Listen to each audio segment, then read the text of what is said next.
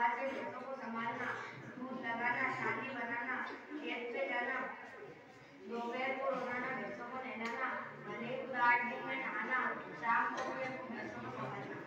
अच्छा हुज़ैफा भाई, आपको बहुत काम है, तो क्या आपको दीन के काम के बारे में कुछ मालूमात है?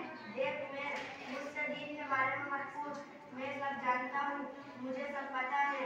मुसल में पहले चीज फराइज है, नंबर 1 पानी, नंबर 2 साबुनदानी, नंबर 3 तौलिया।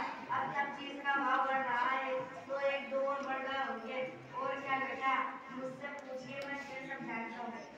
अरे हुज़ैफा भाई, अल्लाह ताला ने तो हमें महज अपनी इबादत के लिए पैदा किया है। अल्लाह ताला फरमाता है, वमा खलक़तुल जिन्ना वल इंसा इल्ला लियअबुदून। हुज़ैफा भाई, आपने दुनिया के काम को काम समझा और दिन के काम को कुछ भी नहीं, इसीलिए गुस्ल के फराइज भी नहीं याद। तो सुनो, गुस्ल में 3 फराइज हैं। नंबर 1 रोजा वज़ू पूरी करना, रोजा ना हो तो गरारा करना।